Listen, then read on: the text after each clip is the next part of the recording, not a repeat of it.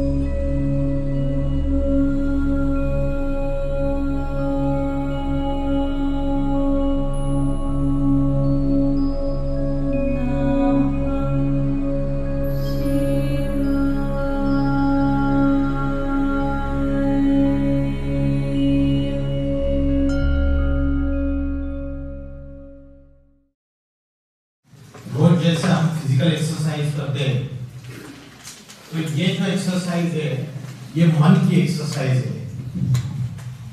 आज हम physical growth से रिलेटेड बहुत फोकस्ड है, लेकिन स्पिरिचुअल ग्रोथ और मेंटल ग्रोथ इससे रिलेटेड हमारा जरा भी फोकस नहीं है। आज छोटे बच्चे से लेकर बूढ़े तक किसी का भी मन एकाग्र नहीं है, सबका मन भटक रहा है। भगवद गीता में यही अर्जुन का क्वेश्चन था। Arjun is representative of all of us. Arjun का क्वेश्चन था कि मेरा मन बड़ा चंचल है, मेरा मन बड़ा हठी है, बड़ा बलवान है, ये जबरियत मेरी इंद्रियों को उत्तेजित करता है। इस चंचल मन को मैं कैसे एकाग्र करूं? और भगवद गीता में चैप्टर नंबर 2 से लेकर चैप्टर नंबर 18 तक जो अर्जुन को ज्ञान दिया गया भगवान द्वारा, वो कोई शस्त्र अस्त्र चलाने की विद्या नहीं बताई उसको जो ज्ञान दिया वो मन को कंट्रोल कैसे करना है, आत्मा की शक्ति कैसे बढ़ानी है, और उससे रिलेटेड जो भी जीवन में फॉलो करना है, जो कर्म करने हैं, उसकी नॉलेज दी। तो आज का टॉपिक है chapter number 16 divine qualities and demonic traits. सबसे पहले कंसेप्ट आता है देवता और दानव, राक्षस और देवता। मुस्लिम लोग कुरान में लिखा है फरिश्ता और शैतान, और क्रिश्चियंस के बाइबल में लिखा है एंजल्स और डेमन या डेविल। तो सब धर्मों में चाहे हिंदू हो, मुस्लिम हो, क्रिश्चियन हो, ये दो ही कैटेगरीज है, देव और दानव, देवता और राक्षस। तीसरी कैटेगरी नहीं है।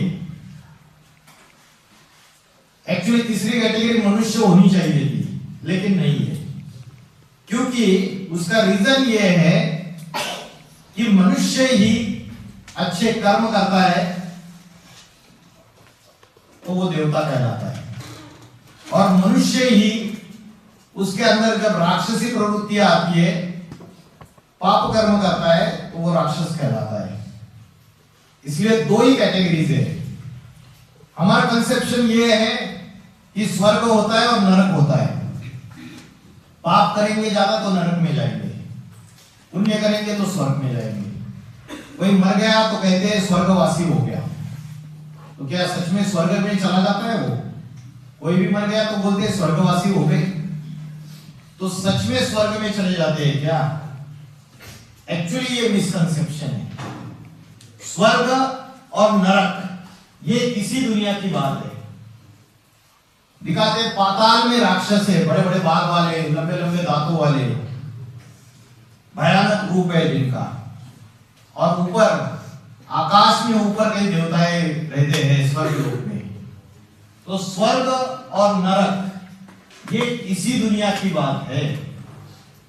कैसे इस दुनिया की बात है? ये दुनिया जो है, ये वर्ल्ड साइकिल ये 4 युगों में डिवाइड है। 4 युग कौन से पता है आपको? जवाब देने फास्ट, इंटरेक्टिव सेशन है, बात करेंगे आपस में। हाँ, 4 युग कौन से है? सतयुग, त्रेता युग, द्वापर युग और कलयुग। अभी कौन सा युग चल रहा है? रॉन्ग, अभी चल रहा है घोर पापी कलयुग। दुनिया में पाप, भ्रष्टाचार, अत्याचार, युद्ध, अशांति, हिंसा, आतंकवाद सभी की आती चल रही है। अगर लेटेस्ट न्यूज और जो भी बाहर की दुनिया में चल रहा है इससे अपडेटेड है तो मैं जो वाक्य बोल रहा हूं इसको एक्सेप्ट करेंगे आप। तो क्योंकि आज से 100 साल पीछे का हिस्ट्री देखिए, 200 साल पीछे का हिस्ट्री देखिए, 500 साल पीछे का हिस्ट्री देखिए और आज की वर्तमान स्थिति देखेंगे तो एक्सट्रीम सिचुएशन आ चुकी है। कलयुग को काला रंग दिखाया। काला रंग माना पतित, पाप। जहां पाप ज्यादा है वहां काला रंग है। तो सतयुग को कहते गोल्डन एज। गोल्डन एज या स्वर्ग या वैकुंठ। क्रिश्चियन लोग कहते हैं उसको पैराडाइज या हेवन, मुस्लिम लोग कहते हैं जन्नत और हिंदू लोग कहते हैं राम राज्य, स्वर्ग, वैकुंठ या सत्ययुग, सतयुग। सबने नाम अलग अलग दे दिए, है एक ही चीज। और ये जो साइकिल है, ये 4 युगों का ये साइकिल है, cyclic in nature, it is not linear. मतलब रिपीटेशन होती है, जैसे रात्रि के बाद दिन आता है और दिन के बाद रात्रि आती है। जैसे सीजन्स चेंज होते हैं, विंटर के बाद समर के बाद rainy season. In the similar manner ये 4 युग रिपीटेशन होते हैं, सतयुग, त्रेतायुग, द्वापर युग, कलयुग। कलयुग में पापों की आती, झूठ की आती, भ्रष्टाचार की आती, व्यभिचार की आती। कलयुग का अंत, जहां आती वहां अंत और फिर नए युग की शुरुआत। युग परिवर्तन का समय अब ये है, 2025 चल रहा है, 2025। तो कलयुग और द्वापर युग, यहां मनुष्य के अंदर राक्षसी प्रवृत्ति आ जाती है, इसलिए इसको बोलते हैं नरक की दुनिया। गुरु नानक जी कहते हैं नानक दुखिया सब संसार। आज से 500 साल पहले बोला उन्होंने, नानक दुखिया सब संसार। 500 साल पहले उनको संसार सारा दुखी लगा, तो आज क्या हालत है 500 साल के बाद? तो द्वापर युग और कलयुग, उसमें मनुष्य के अंदर राक्षसी प्रवृत्ति आती है, डिवाइन क्वालिटीज धीरे धीरे कम होती जाती है। और सतयुग और त्रेता युग में मनुष्य, सतयुग के बिगिनिंग में, the beginning of the new universe, सतयुग के बिगिनिंग में, गोल्डन एज के बिगिनिंग में 100% डिवाइन क्वालिटीज है, तो मनुष्य देवता कहलाता है। आज मंदिरों में जिन देवी देवताओं की हम पूजा करते हैं, कल जाके हमको पता चल जाए ये देवी देवता हमारा ही रूप था पिछले जन्मों में। क्योंकि भारत में तो हिंदू लोग 33 कोटि देवी देवताओं को मानते हैं, तो ये 33 कोटि आए कहां से? मनुष्य ही जब दैवी गुण धारण करता है तो देवता कहलाता है। बाद में हम जो पूज्य थे, हम ही पुजारी बन गए, हमने मंदिर बनाए राजा बन के, और मंदिरों में मूर्तियां स्थापन कर ली पत्थर की और उसकी पूजा कर रहे। ये हमारा ही प्योर फॉर्म है, हायर वर्जन है, टॉप वर्जन। जैसे वर्जन आते हैं ना, गाड़ी कोई कार खरीदते है उसके भी वर्जन होते हैं, टॉप वर्जन लेना है या बेस वर्जन लेना है। अभी हमारा जो वर्जन है, जो हमारी स्थिति है, उसका टॉप वर्जन है सतयुग में जो देवी देवता थे, डिवाइन क्वालिटीज से भरपूर। तो सतयुग और त्रेता युग स्वर्ग की दुनिया है क्योंकि डिवाइन क्वालिटीज है। स्वर्ग ये दो शब्दों से बना। स्व means self and self means आत्मा, प्राण शक्ति, चेतना, कॉन्शियसनेस। सुना है ये शब्द?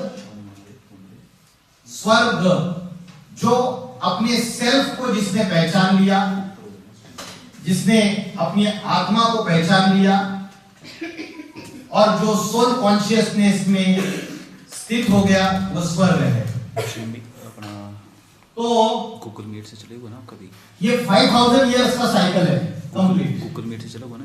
आज जो हमें हिस्ट्री और ज्योग्राफी सिखाया जाता है स्कूल कॉलेजेस में, that is not real history and geography. ऐसा अगर मैं कहूंगा, मेरे पास उसके प्रमाण भी है, लेकिन आज हमारा वो टॉपिक नहीं है। हमारे पास आज जो हिस्ट्री अवेलेबल है सारी दुनिया में, सिर्फ भारत में नहीं, हिस्ट्री के प्रोफेसर उनसे भी जाके मिलेंगे तो सिर्फ 2500 इयर्स का हिस्ट्री अवेलेबल है हमारे पास। 2500 इयर्स पहले राजा विक्रमादित्य हुए थे। 2500 इयर्स पहले इब्राहिम द्वारा इस्लामिक रिलीजन का फाउंडेशन हुआ था। हमारे पास जो हिस्ट्री अवेलेबल है, उस समय जो भी राजाओं के घराने थे, चाणक्य हुआ, चंद्रगुप्त मौर्य हुए, राजा बिंदुसार हुए, तो वो सारी जो डिनेस्टी है उसकी सारी हिस्ट्री की नॉलेज हमारे पास अवेलेबल है। लेकिन 2500 इयर्स के पहले क्या था ये किसी को पता नहीं। बाकी सारे गपोड़े अपने अपने बुद्धि से लोगों ने ऐसे ही तर्क किए हुए या विदाउट एनी लॉजिक ऐसी बातें रखी हुई है कि ये दुनिया करोड़ों साल पुरानी है, या शास्त्र जो है, वेद जो है, वो लाखों साल पुराने हैं। कभी कहते हैं कि 5000 साल पहले महाभारत की युद्ध हुई थी। आप अगर अलग अलग रेफरेंसेस देखेंगे तो सभी जगह यही कहते हैं कि आज से 5000 साल पहले महाभारत युद्ध हुई थी भारत के अंदर। तो हम कहते हैं कि 2500 इयर्स का हिस्ट्री हमें पता है, तो आधा पता है और आधा पता नहीं है। जैसे आधा दिन होता है और आधी रात्रि होती है, day and night, 12 hours division होता है। इन द सिमिलर मैनर ये 4 युगों का डिवीजन है। जो हिस्ट्री हमें पता नहीं है वो सतयुग और त्रेता युग का हिस्ट्री पता नहीं है। बाकी ढेर सारी कथाएं बनाई हुई है, रामायण की कथा बनाई है, महाभारत की कथा बनाई है। रामायण में रावण को 10 मुख दिखाए।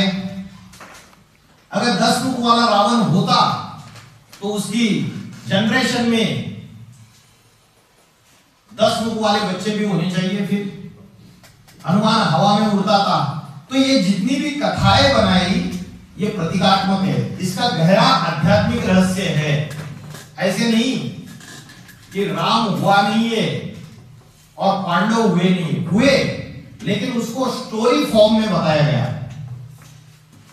सिंबॉलिकल फॉर्म में बताया गया। उसका गहरा मीनिंग है, डीप स्पिरिचुअल मीनिंग है। दिखाया राम को बंदरों की सेना मिली और रावण को लड़ने के लिए मनुष्य मिल गए, राक्षस मिल गए। तो राम को बंदरों की सेना क्यों मिली? उस समय मनुष्य अवेलेबल नहीं थे क्या? और मनुष्य अवेलेबल अगर थे तो उन्होंने सहयोग क्यों नहीं दिया? मनुष्य का अर्थ है मनन चिंतन मंथन करने वाला, जो ब्रेनस्टॉर्मिंग करता है। आज की डेट में भी कलयुग में बंदर ज्यादा होशियार है, बुद्धिमान है, या मनुष्य ज्यादा बुद्धिमान है? मनुष्य ज्यादा बुद्धिमान है। मनुष्य ने इतने सारे रिसर्च किए, आर्टिफिशियल इंटेलिजेंस आया, इंटरनेट टेक्नोलॉजी आई, रोबोटिक्स टेक्नोलॉजी आई, साइंटिफिक डेवलपमेंट किया, नई नई चीजें खोज के निकाली। तो उस समय राम को बंदर क्यों मिले, मनुष्य क्यों नहीं मिले? तो इसका मैं एक अर्थ बताता हूं।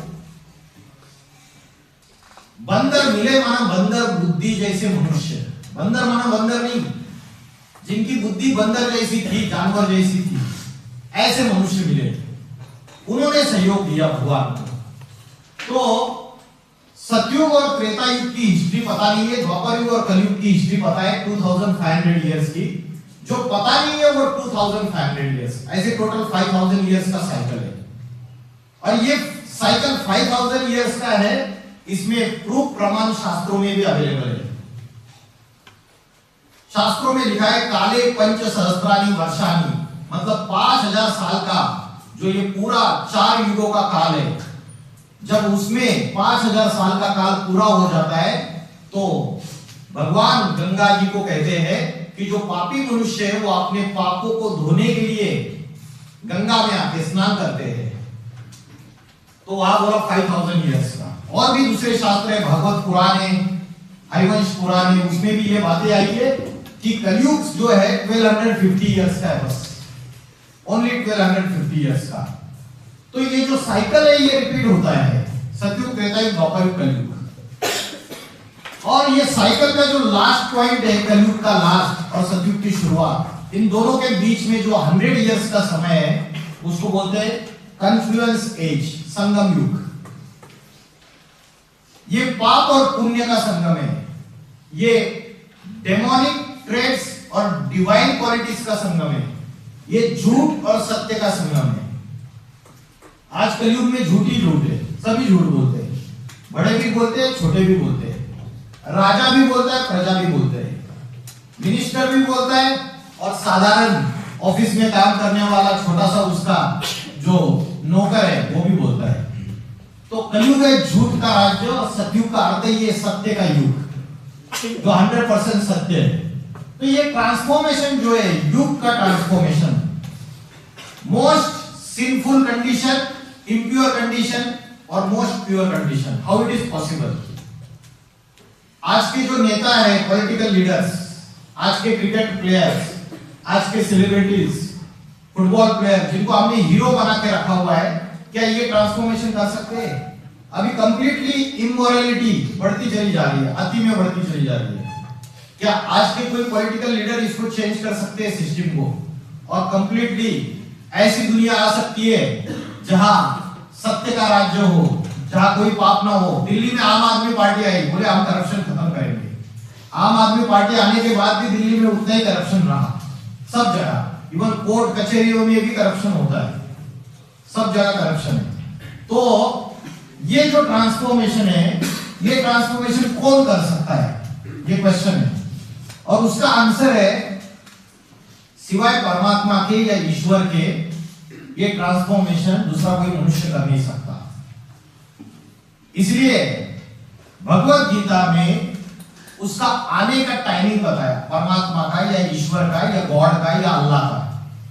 वो जब तक नहीं आएगा प्रैक्टिकली, तब तक ट्रांसफॉर्मेशन नहीं हो सकता, किसी मनुष्य के द्वारा ट्रांसफॉर्मेशन नहीं हो सकता। तो आने का टाइमिंग जो भगवत गीता में बताया, एक फेमस श्लोक है, किसी को पता है?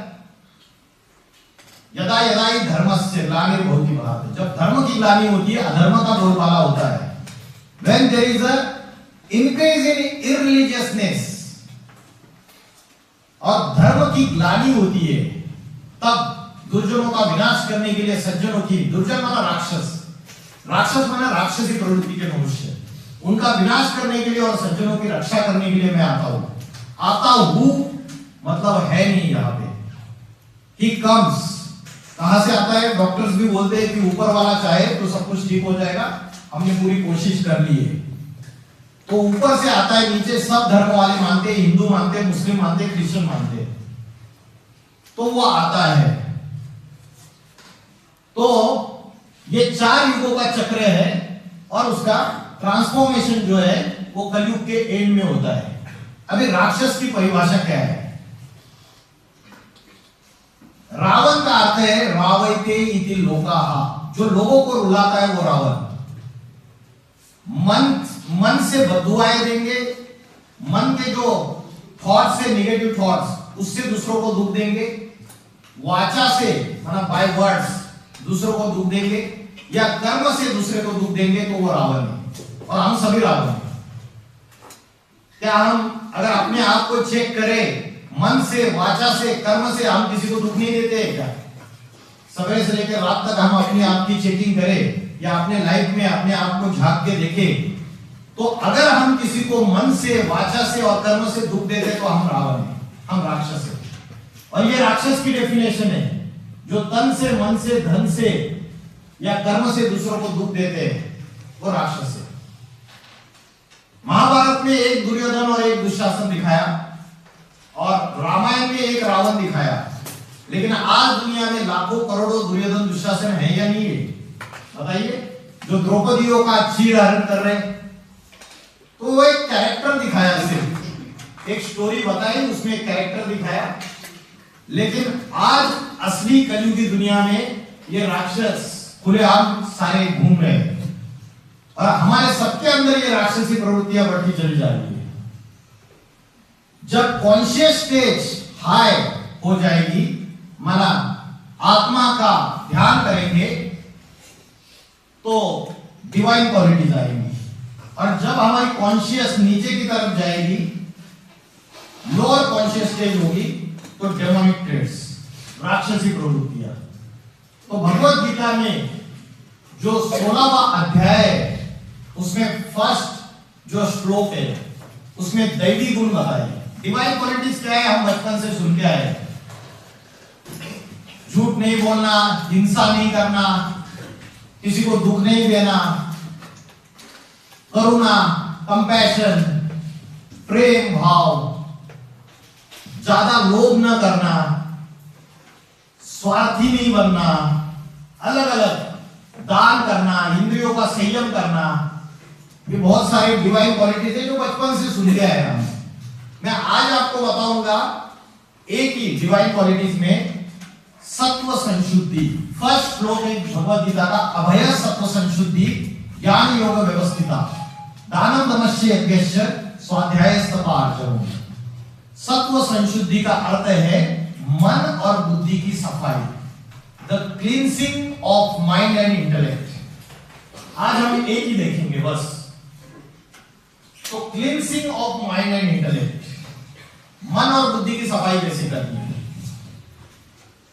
सफाई तो करेंगे तब जब कूड़ा कचरा जमा हो रहा है, जब डर्ट जमा हो रहा है। तो आज हमारे मन और बुद्धि के ऊपर कूड़ा कचरा जमा हो रहा है या नहीं हो रहा है? हो रहा है या नहीं? डर्ट, इंप्यूरिटी आ रही है नहीं आ रही है? या एकदम क्लीन है सब कुछ?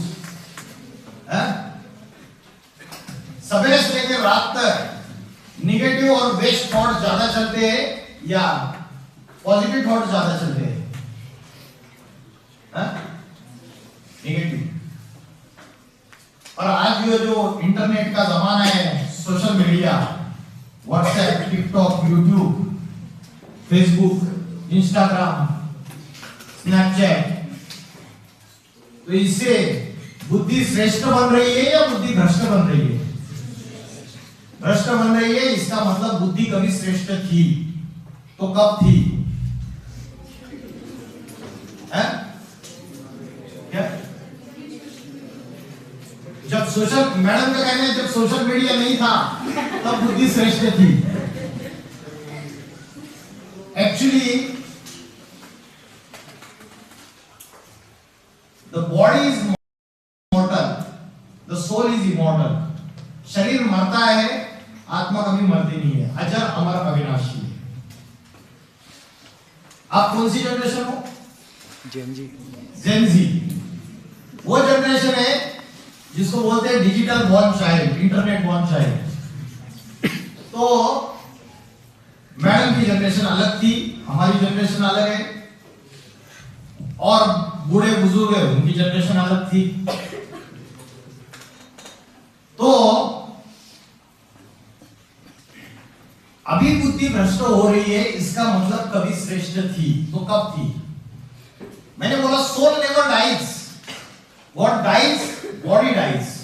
शरीर मरता है इसलिए उसको जला देते हैं या जमीन में गाड़ देते हैं मृत्यु के बाद। आत्मा कभी मरती नहीं है। यहां से एक शरीर छोड़ती है, दूसरे मां के गर्भ में प्रवेश कर जाती है तुरंत 1 सेकंड में। आत्मा अजर अमर अविनाशी है, ये सनातन धर्म की मेन फिलॉसफी है, वो कभी मरती नहीं है। तो आत्मा अगर मरती नहीं तो आत्मा ने अनेक जन्म लिए, अनेक शरीर बदले। तो कभी ऐसा समय था जब मैंने मोबाइल नया खरीदा, तब बैटरी भी नहीं थी मोबाइल की और बहुत अच्छा चलता था मोबाइल। धीरे धीरे 2 साल 3 साल यूज करने के बाद बैटरी भी कमजोर हो गई, मोबाइल का फंक्शनिंग और वर्किंग भी थोड़ा सा कम होता गया। वैसे ही आत्मा ने जब पहली बार बॉडी लिया और सतयुग से लेकर कलयुग तक अनेक जन्म लिए, बर्थ एंड डेथ के साइकिल में आया, तो उसके अंदर इंप्योरिटी आती गई। और जैसे जैसे उसके अंदर इंप्योरिटी आती गई तो क्या हो गया, आत्मा की जो पावर्स है वो मन, बुद्धि और संस्कार है। तो बुद्धि जो श्रेष्ठ थी पहले, जब प्योर थी आत्मा, वो बुद्धि भ्रष्ट बनती गई।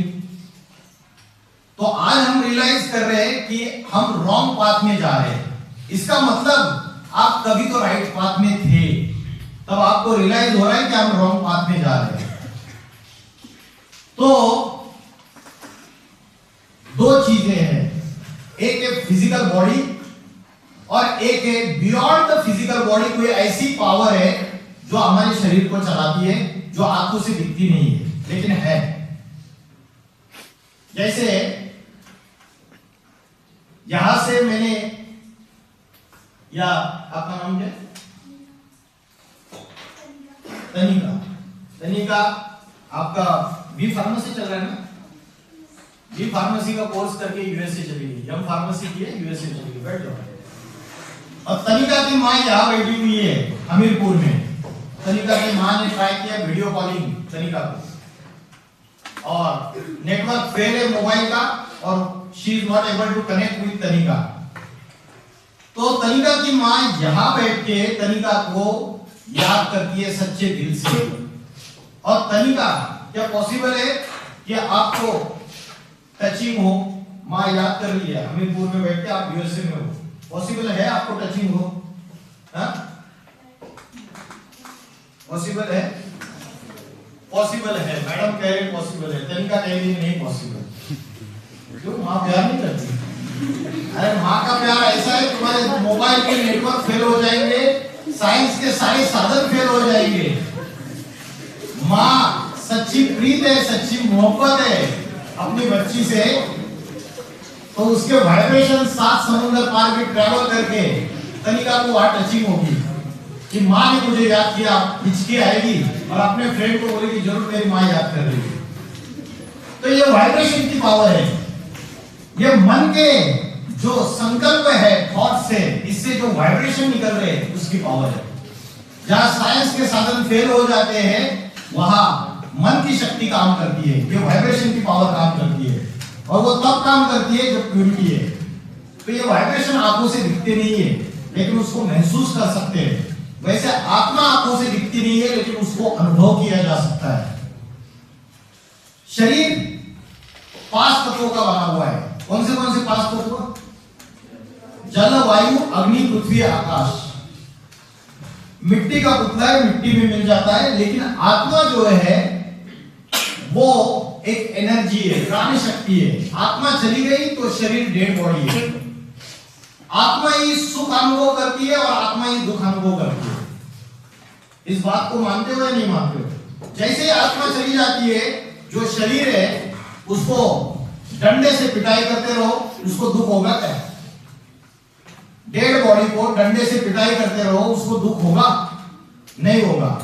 तो आत्मा ही प्लेजर और सॉरो, सफरिंग्स, इसका अनुभव करती है, सेंस करती है। आत्मा आंखों से दिखती नहीं लेकिन उसको महसूस कर सकते हैं, अनुभव कर सकते हैं। हाउ? बाय मेडिटेशन, ध्यान, योग से उस शक्ति का अनुभव कर सकते हैं, उसको प्राप्त भी कर सकते हैं, और उससे जो सुख और शांति है उसको एक्सपीरियंस कर सकते हैं। आज सारी दुनिया भाग रही है सुख और शांति की तलाश में। करोड़ों पैसे इकट्ठा किए तो भी सुख शांति नहीं मिल रही है लोगों को आज के डेट में। तो अल्टीमेट जो एम है वो पीस एंड हैप्पीनेस है। और बॉडी के फिजिकल बॉडी समझने से हम फिजिकल बॉडी के जो सेंस ऑर्गन्स है, इन सेंस ऑर्गन्स में फंस गए, हमें बॉडी कॉन्शियसनेस आ गया और हम आत्मा को भूल गए। आत्मा को भूलने की वजह से जो आत्मा का सुख है, अतीन्द्रिय सुख, बियॉन्ड द सेंसेस, वो सुख हमें आज पता नहीं है। आज हमें जो सुख है पता, वो क्षणिक सुख है, मोमेंटरी हैप्पीनेस। जो लवर्स आपस में करते हैं प्यार, वो फिजिकल बॉडी का प्यार है या आत्मा का प्रेम है? आत्मिक प्रेम है, सेल्फिश लव है या अनसेल्फिश लव है? जब आत्मा का भान आएगा तो अनसेल्फिश लव रहेगा, उसमें कोई भी प्रकार का स्वार्थ नहीं रहेगा। तो मेरी असली आइडेंटिटी क्या है, ये पता होना बहुत जरूरी है। अगर आज जो multiple thoughts, waste thoughts, negative thoughts ये मन में ज्यादा चलते हैं सवेरे से लेकर शाम तक, तो मन की शक्ति कमजोर हो जाती है, विल पावर कमजोर हो जाती है, हमारी स्पिरिचुअल एनर्जी कमजोर हो जाती है। स्पिरिचुअल एनर्जी को अगर स्ट्रांग बनाना है, विल पावर अगर स्ट्रांग बनाना है, तो फिर से आत्मा का ध्यान करना पड़ेगा, आत्मा का भोजन लेना पड़ेगा। एक है शरीर का भोजन और एक है आत्मा का भोजन। शरीर का भोजन तो लेते हैं हम, लेकिन आत्मा का भोजन कैसे लेना है आपको पता नहीं है। तो भगवत गीता में बोला, मन जीते सो जगत जीत। The one who has conquered the mind has conquered entire world. जिसने मन को जीत लिया उसने जगत को जीत लिया। तो आज मन सबका कमजोर है, जिसकी वजह से tension, depression, stress, anxiety, insomnia, रात को नींद नहीं आती है, over thinking, suicidal thoughts, loneliness और भी कई इमोशनल इश्यूज, कई प्रॉब्लम, छोटी छोटी बातों पे गुस्सा आता है, छोटी छोटी बातों पे रोना चालू कर देते हैं, इमोशनल हो जाते हैं, बहुत ज्यादा सेंसिटिव होते हैं। तो इन सारी समस्याएं इसलिए बढ़ती चली जा रही है। पहले जो आपकी जो माता है, उसकी भी माता है, उनको पूछो डाइवोर्स होते थे क्या? उनको पूछो डाइवोर्स होते थे क्या? आज से 40-50 साल पहले भारत में नहीं होते थे। अभी डाइवोर्स क्यों बढ़ गए? अभी सहन शक्ति, पावर ऑफ टॉलरेंस कमजोर हो गई। सामना करने की शक्ति, power to face the challenges in life कमजोर हो गई। समाने की शक्ति, power to adjust in family कमजोर हो गई। एडजस्ट नहीं कर पाते अभी। हॉस्टल में कोई रहता है आप में से? हॉस्टल लाइफ किसी ने जी है? सारे लोग घर से आते हैं, आपने जी। तो हॉस्टल लाइफ जो जीते हैं उनको पावर टू एडजस्ट होना बहुत जरूरी है और सीखते हैं वो कैसे।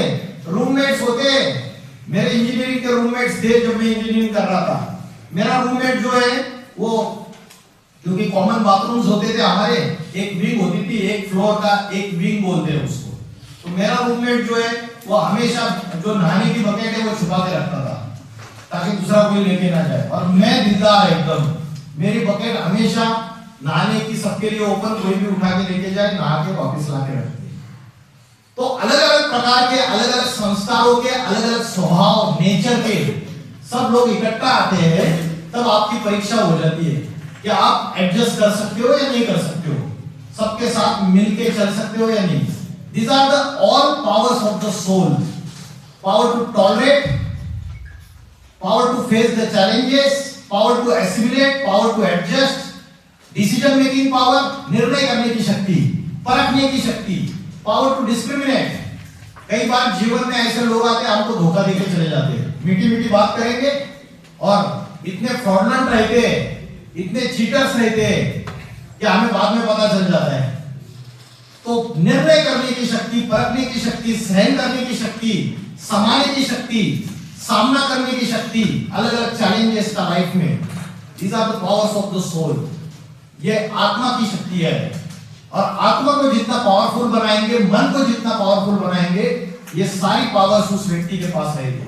आप कल जाके कारपोरेट सेक्टर में जाओ, हॉस्पिटल्स में जाओ, फार्मेसी है ना, फार्मास्यूटिकल इंडस्ट्रीज में जाओ, कहीं भी जाओ, कल जाके as a supervisor, as a वहां का मेन मैनेजर या जो भी पोजीशन आपको मिले, वहां आपके पास ये पावर्स होनी जरूरी है। Power to cooperate, team work, ये सारी सोर्स की पावर है। आज ज्वाइंट फैमिलीज दिखाई देती है या न्यूक्लियर फैमिलीज दिखाई देती है भारत में? न्यूक्लियर फैमिलीज, 4-4, 5-5 लोगों के छोटे छोटे परिवार हो गए। क्यों? क्योंकि सहन शक्ति नहीं है। सनातन धर्म के ऐसे परिवार होते थे, आज से 50-60 साल पीछे जाएंगे तो 70-80 लोगों का खाना एक चूल्हे में बनता था। परिवार का एक मुखिया होता था और एक मुखिया की बात कभी कोई क्रॉस नहीं करता था। ये सनातन धर्म के ऐसे परिवार होते थे। अभी क्या हो गया? अभी तो पिताजी को मुंह पे उल्टी बात बोल देते, गुस्से से जोर से चिल्ला के डाल देते हैं। तो ये जो प्रॉब्लम्स बढ़ती चली जा रही है, टेंशन, डिप्रेशन। अभी कोटा, राजस्थान में कोटा बताया आपको, कोचिंग इंस्टीट्यूट्स का हब है। वहां पिछले 4 सालों में as per news report Kota में 54 स्टूडेंट्स ने सुसाइड किया। क्यों? इतना अच्छा स्टडीज कर रहे, मेडिकल साइंस का प्रिपरेशन कर रहे, जिससे एमबीबीएस को एडमिशन मिल जाएगी, फिर सुसाइड क्यों किया, आत्महत्या क्यों की? तो आज बड़े बड़े इंटेलेक्चुअल्स, इंजीनियर्स, डॉक्टर्स, वकील सुसाइड कर रहे। तो उसका कारण यह है कि आज किसी भी स्कूल, कॉलेज, यूनिवर्सिटीज में स्पिरिचुअल एजुकेशन, आध्यात्मिक ज्ञान की पढ़ाई नहीं पढ़ाई जाती है। फिजिकल बॉडी तक पढ़ाई है, मेटाफिजिकल की पढ़ाई नहीं है। एक है फिजिक्स और एक है metaphysics. Metaphysics is the branch of science deals with the soul and supreme soul, the reality and ultimate reality, सत्य और परम सत्य। इसका जो ज्ञान है वो मेटाफिजिक्स है और उसकी नॉलेज आज किसी भी स्कूल, कॉलेज, यूनिवर्सिटीज में पढ़ाई नहीं जाती। तो मेरी असली आइडेंटिटी क्या है? हु एम आई? ये जब जानेंगे तो इन सारे प्रॉब्लम्स के सॉल्यूशन मिल जाएंगे। यही क्वेश्चन शिव शंकर भोलेनाथ ने हनुमान जी को पूछा था। कौन हो तुम? मैं हनुमान। तुम्हारा नाम नहीं पूछा, तुम कौन हो? अंजनी सुत, केसरी नंदन, पवन पुत्र। तुम्हारा वंश नहीं पूछा, तुम कौन? वानर। तुम्हारी जाति नहीं पूछी हनुमान, तुम कौन?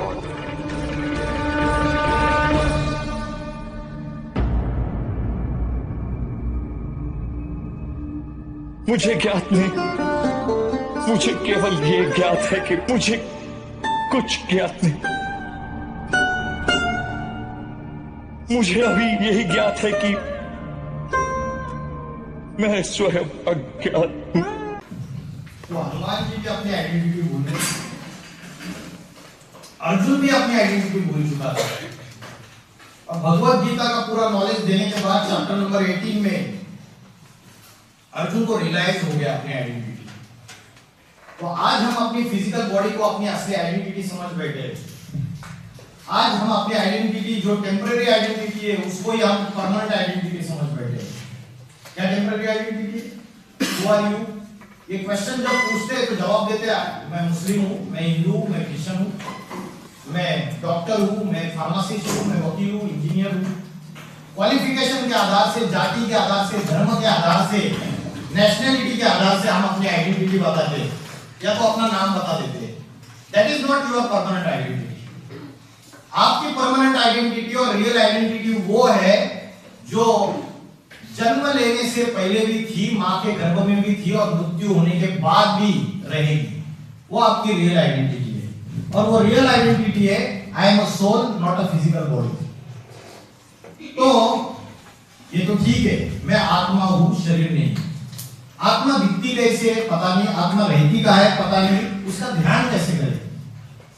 तो आत्मा भ्रुकुटी के बीच में centre point of the forehead यहां पे स्थित है।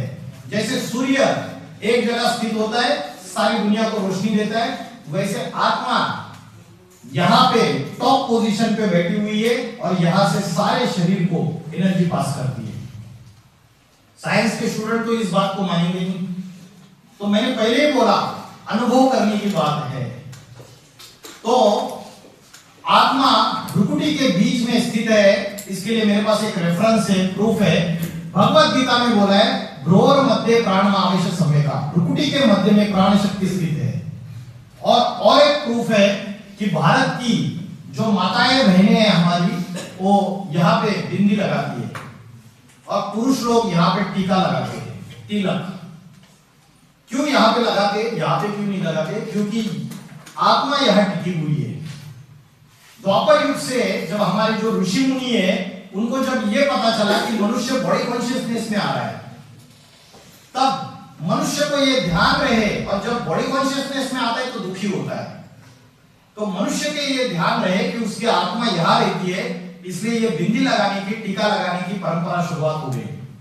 आज हम उसका स्पिरिचुअल सीक्रेट भूल गए कि आत्मा यहाँ रहती है करके, और उसको ध्यान करना भी भूल गए। तो आत्मा भ्रुकुटी के बीच में स्थित है। It is infinitesimal than the atoms and molecules, बहुत सूक्ष्म है, अति सूक्ष्म। तो उसको याद कैसे करें? तो एक जैसे हमने स्टार देखा है आकाश में, एक छोटा सा स्टार, सबसे स्मॉलेस्ट, उसको देखो, एक बार देखो, और उस पॉइंट ऑफ लाइट को यहां याद करो। तो ये जो अभ्यास आप करेंगे, तो आपको मैं चैलेंज के साथ कहता हूं, लगातार 6 महीने अगर ये अभ्यास करेंगे तो आप यहां ट्रिमेंडस पावर महसूस करोगे कि कोई पावर खींच रही है यहां पे। इसको बोलते हैं उत्तमांग। और जो स्पिरिचुअल पर्सनालिटीज है वो ये बात बोलते हैं कि अगर आपका थर्ड आई एक्टिवेट हो गया, इसको बोलते हैं थर्ड आई, तीसरा नेत्र अगर एक्टिवेट हो गया तो स्पिरिचुअली एनलाइटमेंट हो जाएगी, आपको आध्यात्मिक शक्तियां प्राप्त हो जाएगी। तो आत्मा भ्रुकुटी के बीच में स्थित है। हमें टेंशन आती है तो हमारी उंगली इधर चली जाती है। आत्मा जो है वो भ्रुकुटी के बीच में स्थित है, और उसको ध्यान करने का, याद करने का सबसे अच्छा समय कौन सा है पूरे दिन में? कौन सा समय मेडिटेशन करने के लिए सबसे अच्छा है? ब्रह्म मुहूर्त का समय। कितने बजे से कितने बजे तक ब्रह्म मुहूर्त होता है? प्रातः समय 2 बजे से पौने 5 बजे तक का जो समय है वो ब्रह्म मुहूर्त का समय है। 4 बजे उठ जाइए। आप कितने बजे सोते हो रात को? हैं? कितने बजे?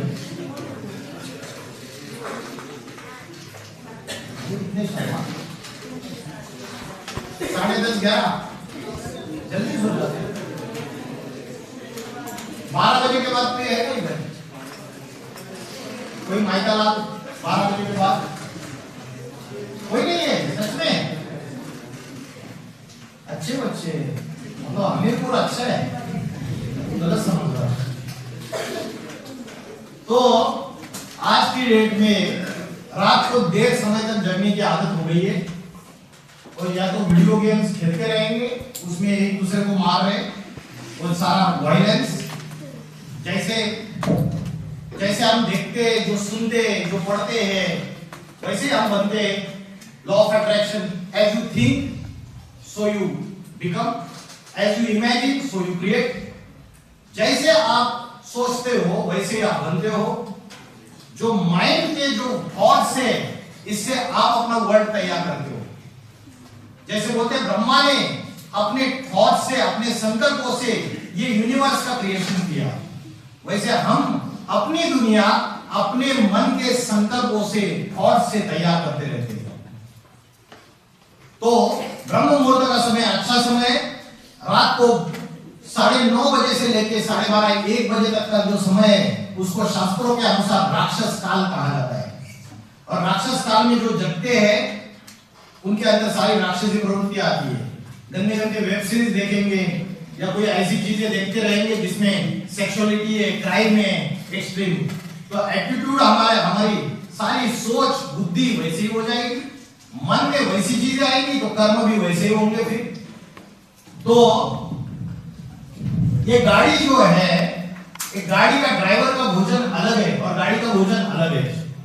वैसे आत्मा ये ड्राइवर है और गाड़ी शरीर है, दोनों का भोजन अलग अलग है। इसको हम डिफरेंशिएट नहीं कर पा रहे क्योंकि हमें आत्मा का ज्ञान ही नहीं है, हमें तो सिर्फ शरीर का ज्ञान है। तो हम शरीर का भोजन 3 टाइम 4 टाइम एकदम बढ़िया तरीके से लेते हैं, लेकिन आत्मा का भोजन के लिए कोई समय नहीं देते हैं। कठोपनिषद नामक शास्त्र में बोला आत्मा नाम रथिनम विद्धि शरीरम रथमेव च। आत्मा रथी है, रथी मीन्स पैसेंजर, सवारी, शरीर रथमेव च, शरीर गाड़ी है, बुद्धि तुम सारथिम विद्धि, बुद्धि ड्राइवर है। अगर ड्राइवर दारू पिया हुआ है तो गाड़ी गड्ढे में लेके जाएगा। बुद्धि अगर भ्रष्ट हो चुकी है, नशा कर रहे हैं, हिमाचल में नशाखोरी ज्यादा बढ़ चुकी है, बहुत ज्यादा, कॉलेजेस यूनिवर्सिटीज में भी गांजा, ड्रग्स, अफीम, चरस और क्या, और चिट्ठा, तो इससे बुद्धि भ्रष्ट हो जाती है, रैशनल थिंकिंग खत्म हो जाती है, और रैशनल थिंकिंग खत्म हो गई तो कर्म कैसे होंगे, पाप कर्म होंगे। तो बोला बुद्धि तू सारथिम विद्धि मन प्रग्रह में वच, बुद्धि ड्राइवर है, मन प्रग्रह में जो मन लगाम है, और लगाम के ढीला पड़ चुका है मन रूपी। इंद्रियानी हयानाहु, इंद्रिया घोड़े हैं, और ये इंद्रिया रूपी घोड़े भाग रहे, चंचल है। आपको बोला ये गंदी चीजें मत देख, आप देखेंगे जान पूछ के। कान को बोला ये गंदी बातें मत सुन, कान सुनेंगे। ये इंद्रिया चंचल हो चुके हैं, आंख, कान, नाक, जिह्वा, त्वचा, हाथ, पैर, मूत्र द्वार, मल द्वार, ये सारी इंद्रियां, 10 इंद्रियां है शरीर में, ये सारी की सारी चंचल हो चुकी है। ये घोड़े भाग रहे हैं, इंद्रियानी हयानाहु, इंद्रिया घोड़े हैं, और इसका मन रूपी जो लगाम है वो ढीला पड़ चुका है, वो चंचल है। इंद्रिया पावरफुल है, इंद्रियों से पावरफुल क्या है, इंद्रियों से पावरफुल है मन। अगर मन एकाग्र है तो इंद्रियों को कंट्रोल कर सकता है, चुप बिठा सकता है।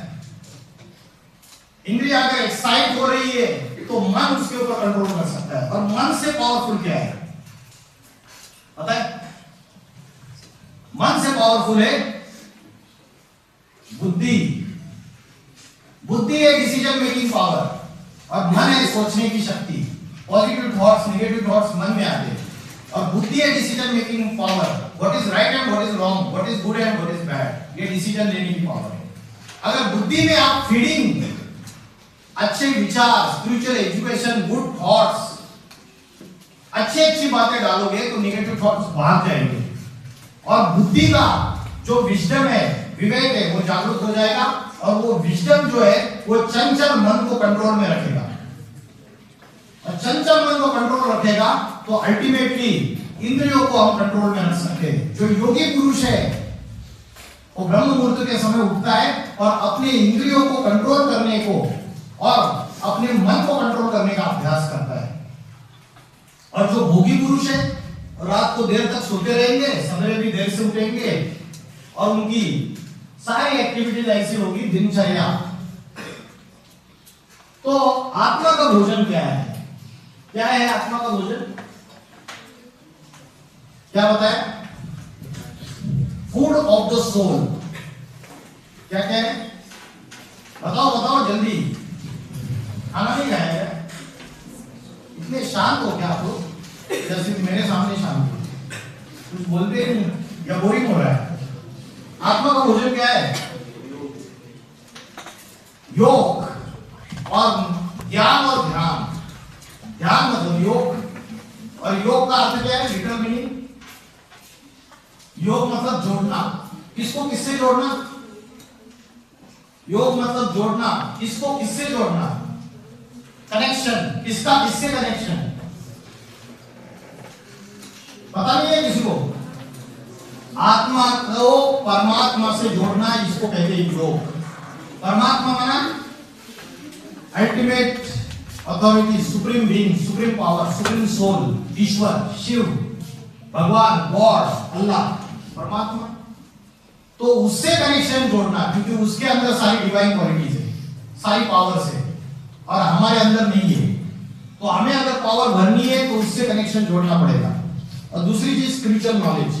तो रोज सवेरे आप अगर आधा घंटा 4 बजे उठ के अगर मेडिटेशन करते हो, मैंने जैसे आपको बताया लेक्चर के बिगिनिंग में, वैसे अगर प्रैक्टिस करते हो, रात को सोते समय 15 मिनट, सवेरे उठ के आधा घंटा, दिन में भी 1-1 घंटे में 5 मिनट प्रैक्टिस कर सकते हैं आंखें खुली रख के। और दूसरा चीज, रोज 1 घंटे अगर स्पिरिचुअल नॉलेज सुनेंगे, YouTube पे अवेलेबल है, Facebook में अवेलेबल है, सब जगह अच्छी चीजें भी अवेलेबल है। अगर सुनेंगे तो निगेटिव थॉट्स भाग जाएंगे, आत्मा का भोजन मिल जाएगा, आत्मा की बैटरी चार्ज हो जाएगी। आत्मा की बैटरी चार्ज हो गई तो मन की शक्ति पावरफुल हो जाएगी, विल पावर बढ़ जाएगी, बुद्धि में विजडम जागृत हो जाएगा, right and wrong, what is good and bad, इसकी डिसीजन लेने की शक्ति और क्षमता बढ़ जाएगी। समझ में आया आपको? ये सारे बेसिक्स मैंने आपको स्पिरिचुअलिटी के बेसिक्स समझाया आपको। अध्यात्म इस शब्द का अर्थ क्या है? अध्यात्म का अर्थ है अधि प्लस आत्मा, आत्मा के अंदर का ज्ञान, आत्मा के अंदर की नॉलेज, उसे कहते हैं अध्यात्म या spirituality. The knowledge inside spirit is called as spirituality. आत्मा का ज्ञान को बताया। अभी परमात्मा क्या चीज है? जब हमने स्टार्टिंग में 4 युगों का चित्र देखा था, तब हमने एक बात देखी थी कि परमात्मा का आने का टाइमिंग क्या है, ऊपर से नीचे आने का टाइमिंग क्या है, वो ऊपर वाला है, तो उसका नीचे आने का टाइमिंग क्या है। और मैंने बताया था जब दुनिया में धर्म की ग्लानि होती है, अधर्म का बोलबाला होता है, तब वो आता है दुर्जनों का विनाश करने के लिए, राक्षसी प्रवृत्तियों का विनाश करने के लिए, तब वो आता है, वो टाइमिंग है उसका। और जब वो आता है तो वो टीचर बन के आता है, गुरु बन के आता है। आज दुनिया में बहुत सारे गुरु हैं, और अगर आप हजारों सालों का हिस्ट्री अगर चेक करेंगे, आदि शंकराचार्य आए, तुलसीदास आए, कबीरदास आए, सूरदास आए, मीराबाई आई, संत मीराबाई, गुरु नानक आए, जीसस क्राइस्ट आए, प्रॉफेट मोहम्मद पैगंबर आए, महात्मा बुद्ध आए, अनेक संत महात्माएं आए। लेकिन क्या ये दुनिया सुधरी या और ही नीचे गिरती गई? दुनिया में पाप अत्याचार कम हो गए या और ही बढ़ते गए? क्या हुआ? बढ़ता गया, सब कुछ चरम सीमा पे गया। जब इसकी अति हो जाती है तो परमात्मा को, जो मालिक है, जो मास्टर ऑफ द वर्ल्ड, उसको आना पड़ता है। जैसे कंपनी में जो मैनेजिंग डायरेक्टर है, वो हमेशा जो फ्लोर है कंपनी का, फैक्ट्री, उसमें हमेशा नहीं आके बैठता है, कभी कभार आता है, एक बार आता है, एक बार आता है, इंस्ट्रक्शन देता है, सारे ऑर्डर देता है, बाकी जो नीचे वाले उनको काम संभालना रहता है। In the similar manner the God comes at one point of time in this cycle of 4 yugas, सतयुग, त्रेता युग, द्वापर युग, कलयुग। और वो टाइमिंग है कलयुग का लास्ट समय, जिस समय ट्रांसफॉर्मेशन होना है, युग परिवर्तन होना है, नवयुग आना है। आज 31 दिसंबर है, कल नया वर्ष शुरू हो जाएगा, नव वर्ष। और आप सभी को एक रिजोल्यूशन लेना है। वो रिजोल्यूशन ये है, मेरे अंदर जो भी कमी कमजोरी है, जो भी मेरे पुराने संस्कार है, जो भी मेरी बुरी आदतें है, जो मेरा नेचर है बन चुका है, जो मैं एडिक्टेड हो चुका हूं किन्हीं चीजों से, और जो भी बुरी आदत है वो मैं आज प्रॉमिस करता हूं, खुद की एक डायरी बनाओ और रात को सोने से पहले आज लिखो कि कल से नव वर्ष में ये चीजें नहीं होगी। तो ये तो नया साल आ रहा है 2026, लेकिन मैं नव युग की बात कर रहा हूं, पापी कलयुग का अंत और पावन सतयुग की शुरुआत। तो जैसे नव वर्ष के हम नए रिजोल्यूशंस लेते हैं, नए टारगेट डिसाइड करते हैं, वैसे परमात्मा आता है तो नव युग में जाने के लिए कुछ एलिजिबिलिटी क्राइटेरिया रखता है। वो एलिजिबिलिटी क्राइटेरिया क्या है? कौन व्यक्ति नव युग में जाएगा, सत्य युग में जाएगा? वो एलिजिबिलिटी क्राइटेरिया है राजयोग की शिक्षा। वो व्यक्ति जिस आसन पे बैठा हुआ है, वो ब्रह्म मुहूर्त के समय उठकर आत्मा का ध्यान करते हुए परमात्मा को याद कर रहा है। जिस आसन पे बैठा हुआ है, that is based on the 4 pillars. The first pillar is the brahmacharya, celibacy, self control, purity of mind, purity of karma and purity of speech. तो ये है ब्रह्मचर्य। दूसरा पिलर है शुद्ध अन्न, the pure food. जैसे खाओगे अन्न वैसे बनेगा मन, और जैसे पियोगे पानी वैसे होगी वाणी। अन्न का मन से कनेक्शन है। इस बात को कोई मानता है आप में से? पुराने जमाने में या गांव में भी जाएंगे आप, तो गांव में दूसरे के घर में जाते हैं, वो बोलेंगे नाश्ता करेंगे, पानी पिएंगे, मना कर देंगे। घर से नाश्ता करके आए, रोटी खा के आए, पानी पी के आए, क्यों? क्योंकि जिस घर में जा रहे हैं वहां समझो लड़ाई झगड़े हैं और कोई भी उनके प्रॉब्लम से, तो उनकी जो एनर्जीज है, जब आप उस घर का भोजन या जो कुछ भी ग्रहण करते हो उसके साथ साथ उनकी एनर्जीज भी एक्सचेंज होती है, एनर्जीज एक्सचेंज होती रहती है। तो जैसे खाओगे अन्न वैसे बनेगा मन।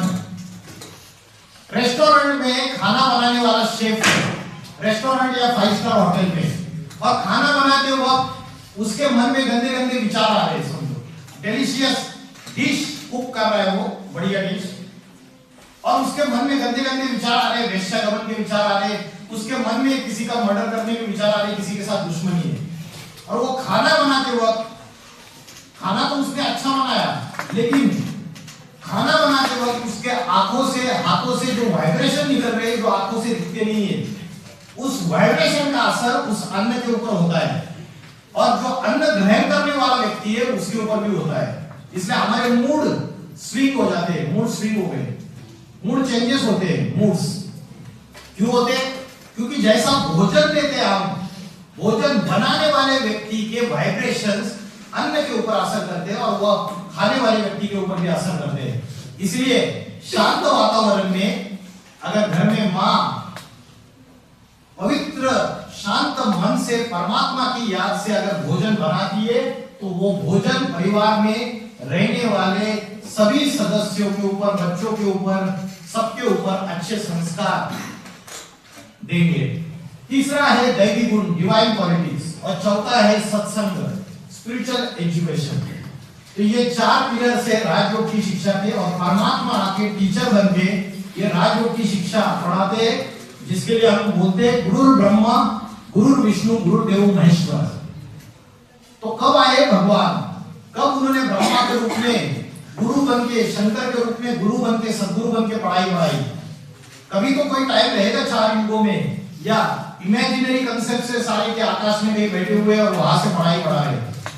ये प्रैक्टिकल बात है कि ईश्वर आके स्वयं राजयोग की शिक्षा पढ़ाता है और आत्मा के अंदर का ट्रांसफॉर्मेशन करता है। जैसे कोई झाड़ होता है, झाड़ को अगर पानी डालना है तो कहां पानी डालेंगे आप? पत्तों को पानी डालेंगे, टहनियों को डालेंगे, या कहां डालेंगे? जड़ों को पानी डालेंगे या बीज को पानी डालेंगे? बीज को पानी डालेंगे तो सारे वृक्षों को पानी मिलेगा। तो बीज है आत्मा, मन, बुद्धि। आज हमारा फोकस यहां नहीं है, हमारा फोकस झाड़ के ऊपर है। हम फिजिकल ग्रोथ से रिलेटेड ज्यादा कंसर्न है, लेकिन स्पिरिचुअल ग्रोथ से रिलेटेड हमारा जरा भी कंसर्न नहीं है। तो आत्मा और परमात्मा, इनका जो आपस में कनेक्शन है, इसको योग कहते हैं।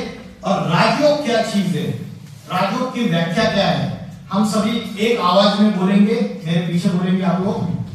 राजयोग, चंचल मन को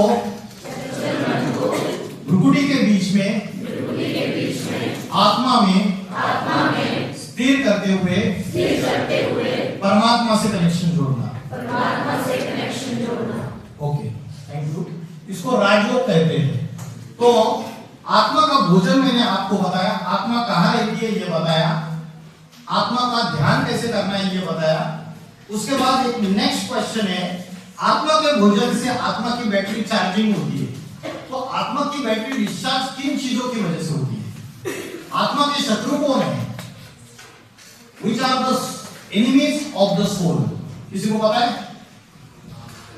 काम, क्रोध, लोभ, मोह, अहंकार। काम मतलब क्या मीनिंग है काम इस शब्द का? काम का मतलब है सेक्सुअल डिजायर, लस्ट। क्रोध, एंगर। लोभ, ग्रीड, लालच। मोह, अटैचमेंट, लगाव। अहंकार, घमंड। ये 5 विकार जो है ये आत्मा के शत्रु है, जो आत्मा की शक्ति, आत्मा की बैटरी को डिस्चार्ज करते रहते हैं।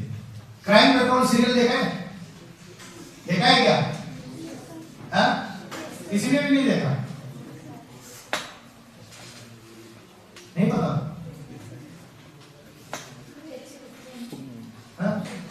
देखा है? पता है तो कॉमन है।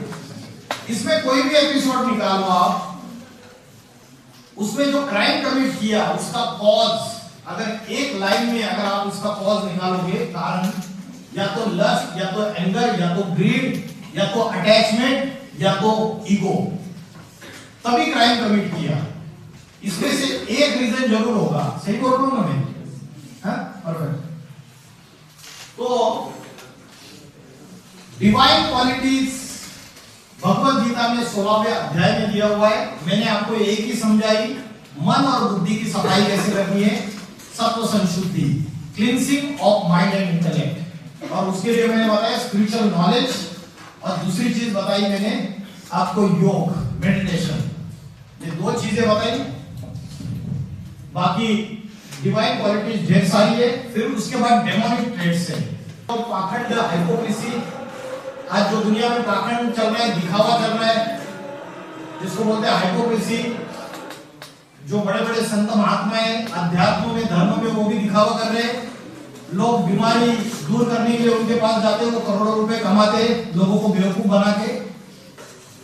पॉलिटिशियन भी पाखंड कर रहे हैं, दिखाते कुछ और है, करते कुछ और है, वोट बैंक पॉलिटिक्स खेलते हैं। तो पाखंड ये राक्षसी प्रवृत्ति है। कोई बहुत ईमानदारी की बड़ी बड़ी बातें करता है, लेकिन अंदर से भ्रष्टाचारी, कमीशनखोरी और उसके कर्म पूरे पाप कर्म होते, तो ये पाखंड है। उसके बाद दूसरा है राक्षसी प्रवृत्ति, जो भगवत गीता में लिखा हुआ है, धन, परिवार का घमंड। महाभारत में कौन सा कैरेक्टर था जिसके अंदर धन और परिवार का घमंड था? दुर्योधन। अभिमान, क्रोध, हार्शनेस, कठोरता। ये पुणे में लास्ट ईयर एक बिल्डर का बेटा है, करोड़पति का, वो पोर्शे कार लेके अपने दोस्तों के साथ, पोर्शे एक लग्जरियस कार है जिसका top speed 250 kilometre per hour होता है। तो वो अपने दोस्तों के साथ रेस्टोरेंट में गया, वहां शराब पी। उसने 15 साल का है, बस 15 साल एज है उसकी। दोस्तों के साथ शराब पी, उधर जाके उसने, और गाड़ी वापस लेके आते वक्त उन्होंने 2 इंजीनियर्स को कुचल दिया गाड़ी से। ये बहुत केस, फेमस केस हुआ था ये, और इसमें इसको अरेस्ट भी हुई थी, इसके फादर को भी अरेस्ट हुई थी। तो इसको क्या बोलते? इसको बोलते धन और परिवार का घमंड। तो भगवत गीता में राक्षसी प्रवृत्तियां बताई गई है कि जो राक्षसी प्रवृत्ति के लोग हैं वो करने योग्य कर्म नहीं करते हैं और न करने योग्य कर्म करते हैं। जैसे मैंने बताया कि ब्रह्म मुहूर्त के समय उठना चाहिए, लेकिन रात को 1-1, 2-2 बजे तक जगते हैं और parties, binge watching, clubs, night parties, इन सारी चीजों में, गलत कर्मों में लिप्त है आज के लोग। तो China is the first country to declare addiction of the internet as a disease. एक रोग है इंटरनेट का एडिक्शन, और आज के युवा इसमें पूरी तरीके से फंस चुके हैं। इनको जानते हैं आप? सुधीर चौधरी, पॉपुलर जर्नलिस्ट, आज तक न्यूज चैनल, इन्होंने एक एपिसोड लिया था 10 अगस्त 2024 से 20 अगस्त 2024 में। इन्होंने एक सर्वे किया था इंडिया के अंदर, और सर्वे में बहुत शॉकिंग फिगर्स इनको दिखाई दी। जिस समय हमारे देश में चारों तरफ महिलाओं की सुरक्षा की बात हो रही है, लोग कह रहे हैं कि महिलाओं को अपराधों और अपराधियों से आजादी कब मिलेगी, ऐसे में उसी समय हमारे देश में इंटरनेट पर लोग महिला सुरक्षा से ज्यादा पॉर्न वीडियोस को सर्च कर रहे हैं। 10 अगस्त से 20 अगस्त के बीच, मैं यही 10 अगस्त से 20 अगस्त के बीच की बात कर रहा हूं, अभी की, पिछले हफ्ते की, भारत में गूगल पर पॉर्न वीडियोस को सर्च करने का एवरेज इंटरेस्ट 90.8% रहा है, जबकि जॉब्स यानी नौकरियों को सर्च करने का एवरेज इंटरेस्ट हमारे देश में सिर्फ 17.4% रहा है। और कोलकाता की इस रेप और मर्डर की घटना को सर्च करने का एवरेज इंटरेस्ट 30% रहा है। यानी इंटरनेट की सर्च हिस्ट्री में पॉर्न वीडियोस के मुकाबले नौकरी और महिला सुरक्षा का मुद्दा दूर दूर तक नहीं है। सबसे ज्यादा शर्मनाक बात यह है कि इसी देश में लोग इंटरनेट पर कोलकाता की घटना का रेप वीडियो ढूंढ रहे हैं। मानसिकता जो है राक्षसी प्रवृत्ति की बनती चली जा रही है युवाओं की। अभी महाकुंभ मेला हुआ था प्रयागराज में, 40 करोड़ 50 करोड़ लोगों ने जाके गंगा के पानी में जाके डुबकी लगाई।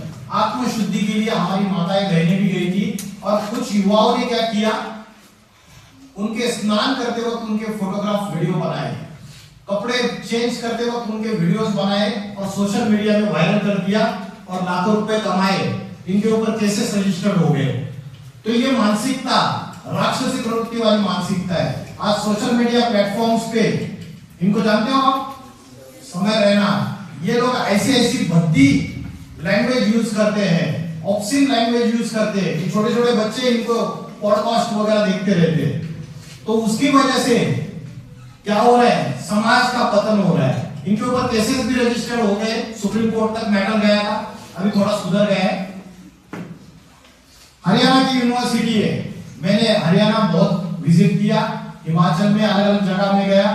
मैं अभी 3 दिन पहले धर्मशाला में जेल में एक मेरा सेमिनार हुआ था। तो जेल में कई युवा मैंने ऐसे देखे कि जो एनडीपीएस एक्ट, पता है आपको एनडीपीएस एक्ट जो नार्कोटिक्स ड्रग कंट्रोल के रिलेटेड, प्रिवेंशन से रिलेटेड एक कानून बना हुआ है, तो उसमें कई युवा आपकी एज के या आपसे थोड़े से ज्यादा एज के फंसे हुए हैं, 5-5 साल से जेल में पड़े हुए हैं, उनको कोई जमानत भी नहीं मिल रही है। मैंने डी एडिक्शन सेंटर्स में विजिट किया, इंजीनियर्स, डॉक्टर्स, वकील, अच्छे घर के करोड़पति बाप के बच्चे पढ़े लिखे, वो डी एडिक्शन सेंटर्स में पड़े हुए 2-2 साल से, 3-3 साल से, फैमिली भी बर्बाद, जिंदगी भी बर्बाद, करियर भी बर्बाद, सब कुछ बर्बाद। तो हम जब छोटे थे ना, एक सीरियल आती थी, कौन सी सीरियल आती थी, शक्तिमान, सुना है आपने? तो शक्तिमान सीरियल में एक विलन था, उसका नाम था किल्विश। और किल्विश काले कपड़े पहनता था, बोलता था अंधेरा कायम रहे, अंधेरों का सरताज। तो आज ऐसे अंधेरा फैलाने वाले, डार्कनेस फैलाने वाले negative elements, anti social elements इस समाज में बैठे हुए, वो चाहते हैं कि आज का युवा निगेटिविटी में जाए, गंदगी में जाए, समाज में अंधकार फैलता रहे। मैंने अभी बीच में किसी से डिस्कस कर रहा था, तो उन्होंने बोला ये जितना भी ड्रग्स और गलत चीजें नशे की आ रही है, ये वाया अफगानिस्तान पाकिस्तान होके आ रही है, अफगानिस्तान से वाया पाकिस्तान होके आ रही है। तो ये एक जानबूझ के एक बड़ा षड्यंत्र है। भारत को, युवा को अगर तोड़ दिया, इनको अगर बर्बाद कर दिया, तो भारत ऐसे ही घुटने टेक देगा। तो इन चीजों को समझो। यह हरियाणा में एक नशा मुक्ति का लेक्चर एक सीनियर पुलिस ऑफिसर ने लिया था, हरियाणा की यूनिवर्सिटी है, और इस स्टूडेंट ने क्या क्वेश्चन पूछा। सर हमने इतना बड़ा ये कार्यक्रम देखा नशा मुक्ति अभियान का, और यूनिवर्सिटी नशे का सबसे बड़ा एपी सेंटर है। सर आज हम 5 यूनिवर्सिटी के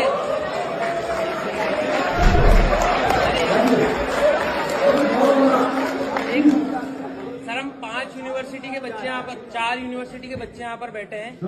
आज गांजा मिलना या फिर कोई नशे की सामग्री मिलना, टॉफी, लॉलीपॉप जितना आसान है मिलना, सर तो एक फर्स्ट ईयर का या सेकंड ईयर का बच्चा गांजे के डीलर को ट्रेस कर सकता है या ट्रैक कर सकता है, तो पुलिस क्यों नहीं कर पाती?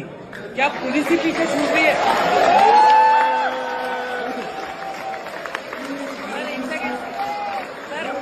Sir let me complete. Sir मेरा जो मानना है, क्योंकि मैं भी सोसाइटी में रहता हूँ, यूनिवर्सिटी का स्टूडेंट हूँ सर, यहाँ सामने चौकी है और चौकी के सामने ही गांजा मिलता है, तो क्या आपको नहीं लगता?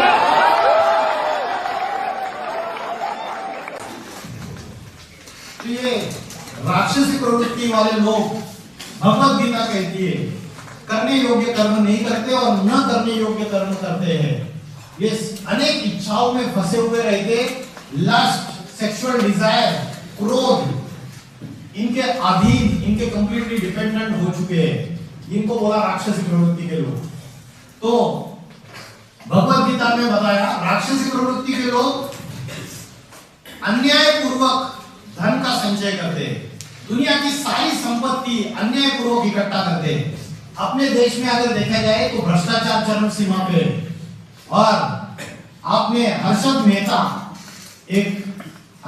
हुआ था, उसने घोटाला किया था, तकरीबन 4000 करोड़ का घोटाला किया था, stock market scam, Harshad Mehta का, 1992 की बात है। उसके बाद विजय माल्या 9000 करोड़ का स्कैम, किंगफिशर फ्लाइट की, एयरजेट की जो कंपनी थी उसका मालिक था, उसके बाद नीरव मोदी 13,000 करोड़ रुपए का मनी लॉन्ड्रिंग का पंजाब नेशनल बैंक का scam, 2G scam 1.76 lakh, Congress का मिनिस्टर था ये AK राजा। उसके बाद कॉमनवेल्थ गेम्स के स्कैम, ये सुरेश कलमाड़ी, दिल्ली में 2010 में कॉमनवेल्थ गेम्स हुए थे, उसमें तकरीबन इन्होंने 70,000 करोड़ का स्कैम किया। तो भगवत गीता में पहले से ये बात बताई हुई है, जो राक्षसी प्रवृत्ति के लोग हैं वो अन्याय पूर्वक धन का संचय करते हैं, इकट्ठा करते हैं अन्याय पूर्वक। धृतराष्ट्र का अर्थ है जिसने अन्याय पूर्वक सारे राष्ट्र की संपत्ति अपने अंडर की कंट्रोल ले ली, धर ली, वो धृतराष्ट्र है। तो राक्षसी प्रवृत्ति के लोग जो है वो क्या समझते हैं, कामों को भोग करना, ये सेक्सुअल डिजायर, लस्ट और इसका भोग भोगना, यही आनंद है, यही सब कुछ है। जबकि भगवत गीता में बोला काम महाशत्रु है, the lust is the biggest enemy, ये भगवत गीता में बोला है। जय शत्रु महाभावो काम रूपम दुरासदम, इस शत्रु को हत्या कर दो, इसको मार डालो, इसको the lust sexual desire is the enemy. तो भगवत गीता में ये जो एग्जांपल दिए ये अभी प्रेजेंट सिनेरियो में एप्लीकेबल है।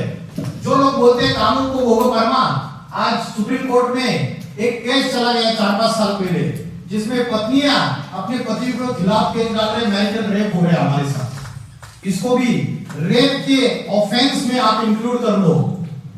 पति पत्नियों के ऊपर बलात्कार कर रहे, तो ये लस्ट है, ये प्रेम नहीं है। तो राक्षसी प्रवृत्ति के लोग जो है भगवत गीता में बोला वो क्रूर कर्म करने वाले, क्षुद्र बुद्धि, जगत के बैरी बनकर जगत का विनाश करने के लिए तैयार है। क्या बोला? क्रूर कर्म करने वाले लोग, क्षुद्र बुद्धि। आपने 2012 में दिल्ली में निर्भया कांड हुआ था, सुना है आपने?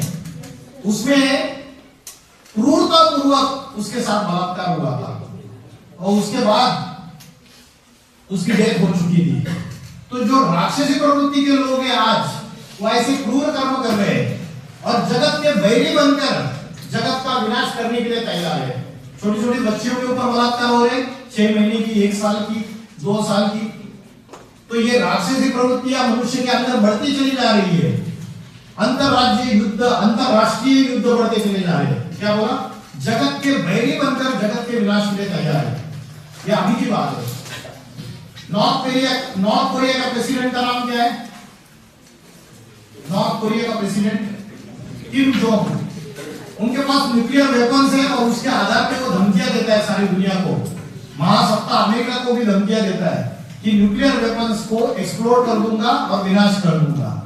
तो रशिया के पास सबसे ज्यादा न्यूक्लियर वेपन्स है, अमेरिका के पास सबसे ज्यादा न्यूक्लियर वेपन्स है, छोटे से छोटे कंट्रीज के पास न्यूक्लियर वेपन्स है।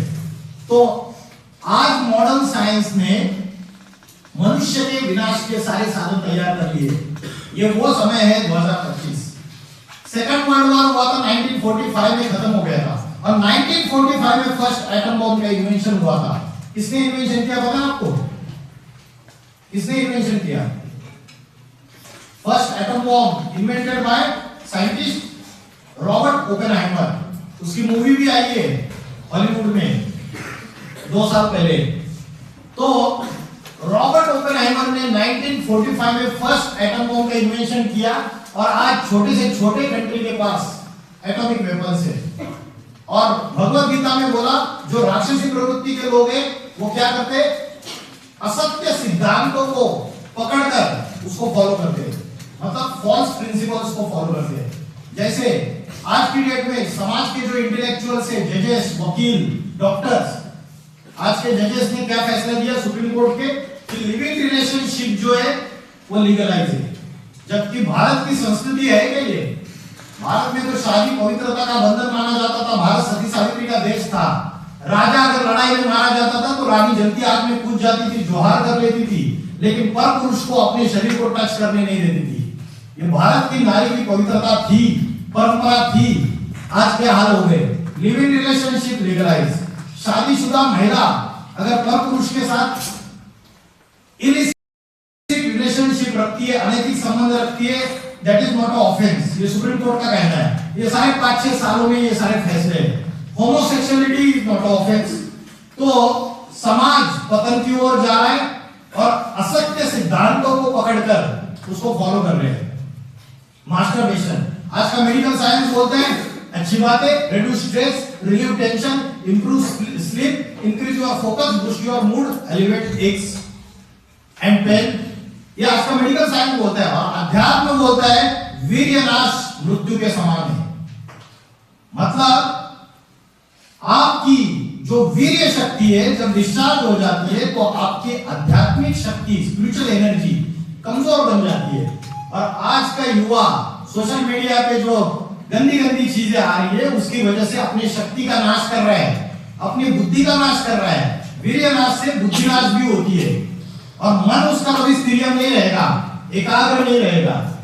तो सारे फॉल्स प्रिंसिपल, ड्रिंकिंग अल्कोहल, आज का मेडिकल साइंस कहता है अरे एक पे अगर रोज लेते हैं for women and 2 drinks for main lowers risk of heart disease, improve digestion, gallstones and type 2 diabetes were likely to occur than the non drinkers। ये आज का मेडिकल साइंस बोलता है। लेकिन अध्यात्म बोलता है कि अगर शराब पी तो 5 विकारों का आमंत्रण है, लस्ट, एंगर, ग्रीड, अटैचमेंट और इगोइज्म। 5 विकारों को इनवाइट कर रहे हो अगर शराबी व्यक्ति।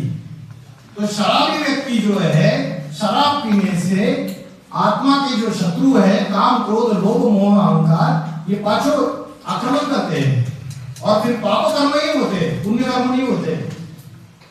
तो भगवत गीता में राक्षसी प्रवृत्तियां कौन सी है और दैवी गुण कौन से है इसके बारे में डिटेल में समझाया।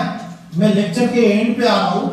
मैंने आपको लेक्चर के शुरुआत में बोला कि ये युग परिवर्तन का समय है। तो इसका क्या साइंटिफिक एविडेंस है? इसका साइंटिफिक एविडेंस ये है कि अल्बर्ट आइंस्टाइन और रॉबर्ट ओपेनहाइमर, ये 2 साइंटिस्ट है। इन 2 साइंटिस्ट और बाकी साइंटिस्ट ने मिलकर 1947 में एक डूम्सडे क्लॉक का निर्माण किया जिसको कहते हैं प्रलय घड़ी। एक प्रलय घड़ी बनाई, विनाश की घड़ी।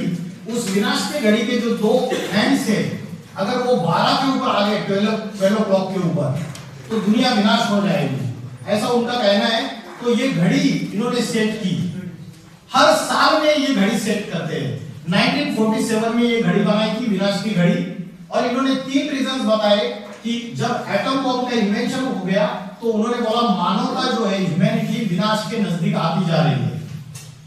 और इन्होंने 2025 में जो ये घड़ी को सेट किया, इसमें 2 हैंड्स ऐसे सेट किए कि विनाश के लिए सिर्फ 89 सेकंड्स बचे हुए। ये आज के साइंटिस्ट वॉशिंगटन की ये संस्था है, संगठन है bulletin of atomic scientist, VAS। आप गूगल में सिर्फ डूम्सडे क्लॉक लिखोगे आपको पूरी जानकारी मिलेगी। तो 89 सेकंड बचे हुए हैं। उन्होंने 3 फैक्टर्स बताए इसके। पहला बताया आर्टिफिशियल इंटेलिजेंस, वर्ल्ड के डिस्ट्रक्शन का। दूसरा फैक्टर बताया इन्होंने न्यूक्लियर वॉर, अगर 3rd वर्ल्ड वॉर होगी तो न्यूक्लियर वॉर होगी। और तीसरा फैक्टर बताया climatic changes, environmental degradation, global warming, जो भी नेचुरल कैलेमिटीज आएगी। तो ये 3 फैक्टर। अपनी प्रलय घड़ी यानी इंग्लिश में कहें तो डूम्सडे क्लॉक को विनाश के और करीब सेट कर दिया है। इसे रात 12 बजे से महज 89 सेकंड पहले सेट किया गया है। इसका मतलब है कि मानवता का विनाश महज 89 सेकंड दूर है। पिछले साल इसे 1 सेकंड पीछे यानी 90 सेकंड पर सेट किया गया था। सीधे सीधे कहा जाए तो पिछले साल के मुकाबले इस साल खतरा बढ़ गया है। इसका कारण बताया गया है रूस द्वारा यूक्रेन पर हमले के बीच परमाणु खतरे को, विश्व के दूसरे प्रमुख स्थानों में तनाव और जलवायु परिवर्तन को, और सबसे अहम आर्टिफिशियल इंटेलिजेंस के सैन्य अनुप्रयोग को। देखिए, डूम्सडे क्लॉक या प्रलय घड़ी मानवता की तरफ आने वाले खतरे को दिखाने वाली एक प्रतीकात्मक घड़ी है। इसे bulletin of the atomic scientists या BAS नाम के संगठन द्वारा बनाया गया था, जिसमें जे रॉबर्ट ओपेनहाइमर और अल्बर्ट आइंस्टीन जैसे भौतिक विज्ञानी भी शामिल थे। पहले इसका मकसद मानवता को परमाणु युद्ध के खतरे के बारे में बताना था, पर इसका अब दायरा बढ़ चुका है। यह घड़ी हर साल जनवरी में BAS की सालाना बैठक के बाद सेट की जाती है। तो अगर 3rd वर्ल्ड वॉर हुआ, क्योंकि अभी सारी दुनिया 3rd वर्ल्ड वॉर के कगार पे खड़ी है, अगर आप न्यूज देखते हो रोज, तो तो 2026 में मैक्सिमम चांसेस है कि थर्ड वर्ल्ड वॉर शुरू हो जाएगा। रशिया और यूक्रेन की वॉर 3 सालों से चल रही है। उसके बाद इजराइल, पैलेस्टाइन, ईरान, लेबनान, इनके बीच में वॉर चल रही थी। भारत, पाकिस्तान, बांग्लादेश की वॉर फिर से कभी भी चालू हो सकती है और दुनिया थर्ड वर्ल्ड वॉर के कगार पे खड़ी है। अगर थर्ड वर्ल्ड वॉर हुआ तो न्यूक्लियर वॉर जरूर होगी और न्यूक्लियर वेपन्स का अगर यूज होगा तो मानवता विनाश के नजदीक आ जाएगी। मनुष्य ने जो अपने विनाश के साधन तैयार कर लिए, अगर हमारे घर के नीचे किसी ने बारूद बिछाई हुई है तो हम क्या घर में सुरक्षित है? नहीं है। शेख चिल्ली जिस पेड़ की डाली पे बैठा है उसी डाली को काट रहा है तो खुद भी नीचे गिरेगा या नहीं गिरेगा? गिरेगा। तो अगर थर्ड वर्ल्ड वॉर हुई और एटॉमिक वेपन्स का एक्सप्लोजन हुआ तो उससे अर्थ का टेम्परेचर इंक्रीज हो जाएगा। अर्थ का टेम्परेचर इंक्रीज होने से क्या होगा? नॉर्थ पोल और साउथ पोल के जो ग्लेशियर्स है, बर्फ के पहाड़, वो पिघल जाएंगे और वो पिघलने से क्या होगा? वो पिघलने से समुद्र का जो जलस्तर है वो बढ़ेगा, मीन सी लेवल, और वो बढ़ने से बड़े बड़े आइलैंड्स ये समुद्र में सबमर्ज हो जाएंगे, समा जाएंगे। अफ्रीका इज आइलैंड, उसके बाद Europe is island, America is island, Australia, New Zealand, ये सारे समुद्र के अंदर समा जाएंगे। बड़ा भारी विनाश होगा। इसलिए शास्त्रों में बोला है, शंकर ने जब तीसरा नेत्र खोला तो सारी दुनिया में महाप्रलय आ गया। ये तीसरा नेत्र ज्ञान का तीसरा नेत्र है, ये बुद्धि का तीसरा नेत्र है। ईश्वर आके अभी के समय में, वर्तमान समय में ये आध्यात्मिक ज्ञान दे रहा है और उससे सारी दुनिया अभी ऐसे समय पर खड़ी है कि युग परिवर्तन का ये समय है। बड़े बड़े भविष्यकार है, इन्होंने भविष्यवाणियां की है। नॉस्ट्राडेमस एक फेमस पॉपुलर भविष्यकार है, आप गूगल में नाम देख सकते हैं, उनकी प्रोफेसी बहुत पॉपुलर है, नॉस्ट्राडेमस। दूसरा नाम है किरोक, किट, एंडरसन, जुर्बन, गोपीनाथ शास्त्री, कल की पुराण, भविष्यवाणिका अच्युतानंद स्वामी की। इन सभी की भविष्यवाणियों में एक कॉमन भविष्यवाणी है, 21st सेंचुरी में उत्तर भारत से एक महापुरुष का अवतार होगा, वो योगियों का योगी होगा। वो आत्मा और परमात्मा के ऐसे रहस्य प्रकट करेगा, ऐसी आध्यात्मिक क्रांति लाएगा भारत के अंदर और सारी दुनिया के अंदर, स्पिरिचुअल रिवॉल्यूशन, और ऐसा आध्यात्मिक संगठन स्थापन करेगा कि ये दुनिया में एक जाति, एक धर्म, एक भाषा, एक राज्य स्थापन होगा। अनेक जातियों का विनाश, अनेक धर्मों का विनाश, अनेक भाषाओं का विनाश।